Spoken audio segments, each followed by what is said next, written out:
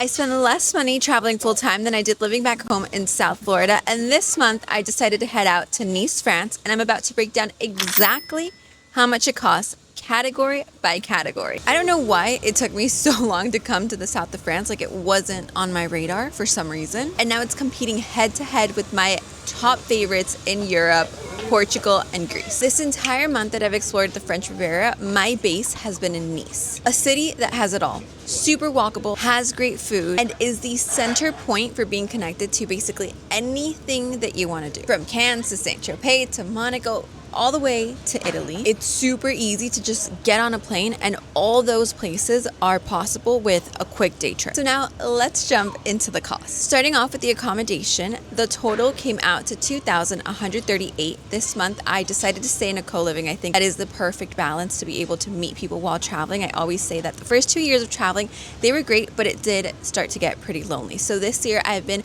testing the waters in co-living. So this month I found that one in Nice, France. Pretty sure it's the only one in the area. Now moving on to activities, we have a total of $368.85. This includes the boat day, the trip to Gorges du Verdon, which I think is probably one of the most stunning places that I hands down recommend anybody going, honestly, anywhere in France to go visit this place. A place that is just unlike anything I've seen before. It was totally worth it. And then the boat day in Cannes, which is super cool because it's a little solar boat. You can rent it out with a group of friends, and you don't need a license to be able to drive it. Now the car rental for going to Gorges du Verdon, because it is about like a 3-hour drive from Nice, France, was $139.65. Now to dining. Dining is probably one of the biggest categories no matter where we are in the world. Gabe and I are both huge foodies, and that is like our main thing to do when traveling, trying all the food. And in Nice, France, boy, is it good. That total comes out to $793.55. And then moving down to the gas for that one day of car rental, $43.94. Groceries, $615.76. Gym, $93.62. For this month, we signed up to a place called Fitness Park.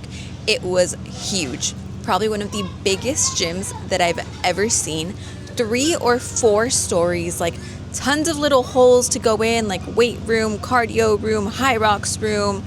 There was not a tanning bed, but like a massage bed. Then there was like this vibration plate thing that I think is now becoming very trendy. Then to shopping, $219.42. This cost always varies depending what place we're in, if we're needing extra clothes, depending on the weather, climate. I think most of this was honestly like pharmacy finds that I did love exploring everything that the French do have. They say that French pharmacies are superior, and I have indeed confirmed that, and confirmed that the prices are better than on Amazon. So if you need a little excuse to book a trip, that could be one that definitely works well. And then transportation, we have a total of $374.52. This is exactly what I mean by you don't really need a car. We used one car rental, like just one day in the entire month, and other than that we got around with Ubers, ponies, which are super cool bikes that you just unlock, just like a Lime bike or anything like that, but this pony